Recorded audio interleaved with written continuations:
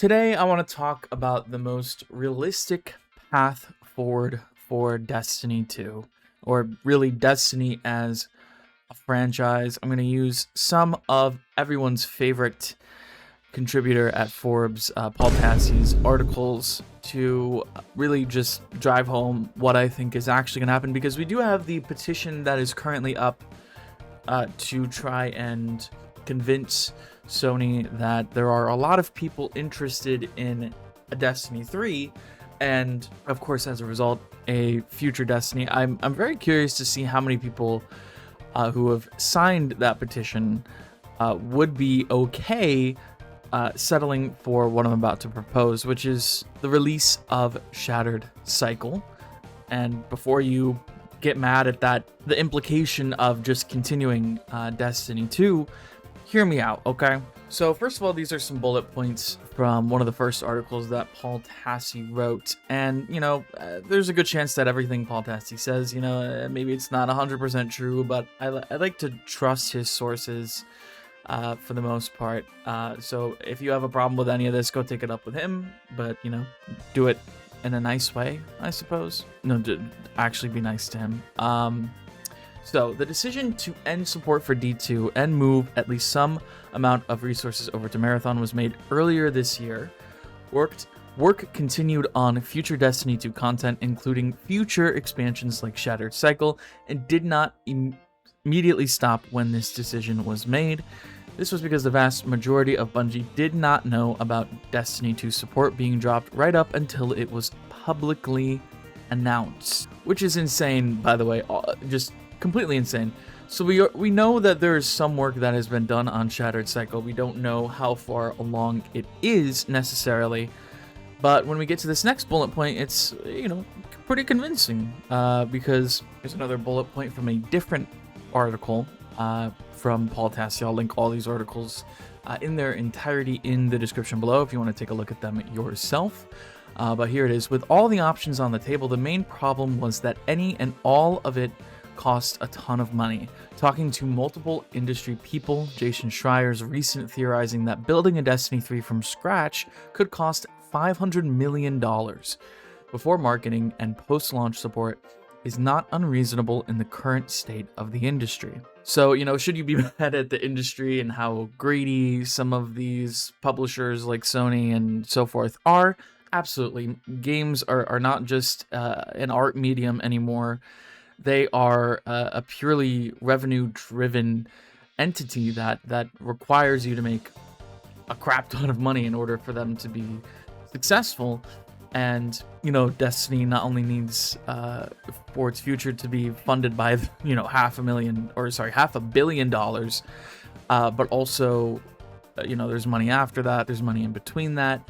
And most of the money that we're talking about here, if we want to go down the realistic path of releasing Shattered Cycle sometime in the fall or winter of 2026, or hell, even 2027, early in the year, to give Bungie some extra time if there aren't massive layoffs, which if there are, this is pretty much over. The Hopium is gone, unless the layoffs are very subliminal and, it's only, let's say, 50 people, even though it sucks to have anyone lose their job at this point when we're seeing a resurgence in player count and player sentiment because of all the fantastic changes that have been announced in the final update.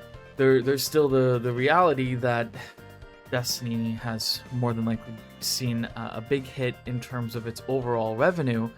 And again, I hate that this is how games operate, but there's not much we can do about it except support the game in terms of just playing it, getting that player count up, signing that petition, even though it's not really going to do too much in the material way. You're not spending money when you click on that petition and sign your name to it, but it's really the notion, right? And the more people that sign it, the more possibility of something good happening. And I do think Shattered Cycle is more realistic because it won't cost $500 million. That's an insane amount of money. And there's no way that, over the last few years, Bungie has even scraped that number in terms of revenue. It's insane. And again, I think that's just a problem with the industry, that it costs that much. But hopefully, there's a more reasonable way to do this. Again, that's just an estimation, and there's no way we can know for sure that it would cost that much. But I'm talking too much about the costs of it all. That ultimately is what matters to Sony and, of course, the execs at Bungie. Who's to say how much it costs to put out this update, Monument of Triumph? Because it is a free update, as much as I love that, and I think it should be free, especially if you want to see the type of player count that I think everyone is hoping for on June 9th. Because if it was a paid update, then people would be more hesitant, especially given the fact that there's no official update at the moment after this last one, this scheduled last one, which I'm going to keep saying because, yes, Hopium. And let's say it cost ballpark $100 million, including marketing and post-launch support for Shattered Cycle. That's 1/5 of the estimated cost of a Destiny 3. And, if we think about how good of a job Into the Light did building pre-hype for Final Shape, Monument of Triumph could do a very similar thing for a Shattered Cycle. And yes, of course, there was a Destiny Infinity project pitched as well. If you don't know about that, it was more of a return to the singular large expansion release per year that we last saw with the Final Shape. But that got shot down as well. And the only reason I'm proposing Shattered Cycle being released at this point is it seems like a middle ground, right? Between the game completely dying and a Destiny 3, where the game completely dying being completely unacceptable to a majority of the community, because we do think that this game, at least I think that this game can continue to outdo itself and reach its full potential. And a Destiny 3 is a little unrealistic in the gaming market at this point. Do I still think that it sucks that we can't have that? Yes, absolutely. I think a fully fleshed out, polished D3 could be a Game of the Year contender. But it's going to cost a lot. It's going to take way too long to develop. And Bungie's at a point where it's sadly not an option. And I'm sure many people are going to comment on this video that yes, they should have stopped developing D2 after the Final Shape, but they still laid people off after the Final Shape, which is crazy to me, how they broke the Lightfall concurrent player count, and it was still considered a failure. It just boggles my mind. And here we are, the player counts have dwindled greatly since then. And, I think most people who say that, yeah, you're right. They should have stopped there. They might have had enough money to start a Destiny 3 at that point.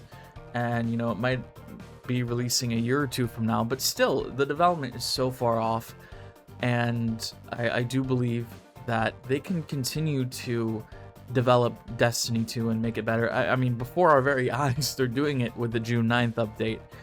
And, we'll see how many bugs there are, how many issues they have on launch, because they are still going to be, having support for the game post June 9th to make sure it runs smoothly, which is another argument to just continue updating the game, because you're still going to have people doing patches for the sandbox and balancing, as well as hot fixes to make sure any bugs that do arise from the update are ironed out of the system. And it makes sense to me. It really makes sense to me. And again, just shout out to anyone who's been giving their support, whether it's logging on every day, even if it's for a little bit, to play the game. You signed the petition. You've been tagging Sony on Twitter with Hopium posts.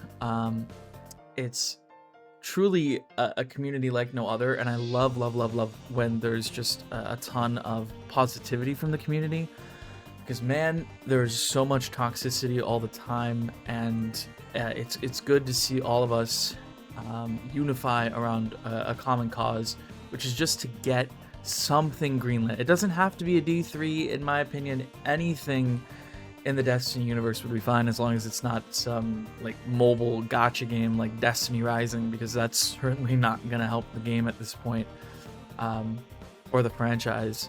But I'll take anything that isn't superfluous, and I hope most people are of that mindset. Is there a way in which maybe there's a Shattered Cycle that'll drop to keep people on the Destiny treadmill, and they'll say, you know, a Destiny 3 is soft greenlit, you know, it's in the works, we'll see how Shattered Cycle does, and if it does well, we will be full steam ahead on D3. I think that is more Hopium. I think a Shattered Cycle is full Hopium too, but at the end of the day, anything but the game dying post June 9th is just a fantasy. I hope it becomes reality, and if I had something to compare this to, I mean, the last thing I can remember is the PSN linking for Helldivers 2, where the community review bombed Helldivers and got Sony to back off. I think it was a PSN linking, like you had to link your account regardless, make an account. It was a really stupid thing, but you know, Sony values Bungie for $3 billion, right? Surely they can put a little bit more into the franchise before calling quits. That's just my opinion, and you know, let's not pretend that Sony isn't a multi-billion-dollar company that is still making money in a myriad of places, and it's not like they're suffering as a company. Surely Bungie hasn't done nearly as well as they thought they would have done with Destiny, but I do think that is more so a Bungie problem than it is a Sony issue. Which is why it's really hard to judge this situation, because I don't know shit about the relationship between the companies. I know that it was supposed to be a partnership, but with Bungie doing so poorly now, it's you know, Sony's driving the car and Bungie's sort of in the back navigating ever so slightly, and we've reached a point where there's probably not much the Bungie leadership can do, and it's up to the community, it's up to the execs at Sony to decide whether or not Marathon is in fact the way to go. And you know, I do believe in Marathon. I like Marathon. Do I think it alone can save Destiny or Bungie? No, and it was never meant to do that. Like a lot of people surmise that yes, if Marathon fails, Bungie's dead. But Destiny's always been the bread and butter, and once Destiny started to taper off, it was always a bit of a precarious situation moving forward in terms of what Bungie was going to be able to do. And that's why you're seeing the resources shift to Marathon to try and make something out of it, so that, you know, some of the resources at Bungie can go somewhere useful. And I believe in Marathon. It's just such a niche game and such a niche genre, whereas Destiny has always been, you know, sure, it is a slight niche, but it has so much to offer to so many different communities, right? PvP communities, low-mans, casual PvE communities, fashion communities, you know, the fashionistas throughout the Destiny community. There's just so much in this game, and you're 1,000% going to get more people to play a game like Destiny than you are, you know, with a game like Marathon. And sure, adding a PvE light mode to Marathon will help it, but I don't think it will give the game the kind of boost that Bungie or Sony is looking for. Anyway, I think I've pretty much yapped enough to try and get my point across, which is there is a happy medium to this situation, and an eventual Destiny 3 is something that should happen, and we should continue to ask for it. But in the immediate future, Shatter Cycle is a much more realistic eventuality, even if it's a late 2026 release or an early 2027 release or even further back than that. It really depends on how well the server slam does. I know I'm speaking like the game is supposed to continue after June 9th. Yes, the DMG tweets that he put out on Sunday are giving me even more hopium in that regard. But there's nothing concrete yet, so again, if you watched to this point, please take nothing I said too seriously. Take them as the ramblings of a lifelong Bungie and Destiny fan who really wants to see this franchise continue, because, as I mentioned earlier, I do wholeheartedly believe that this game has not reached its full potential, and that it can if the devs are allowed to cook as they clearly have been allowed to do so with the Monument of Triumphs update. And yeah, that's pretty much it. Thanks for watching, and I'll see you guys in the next one.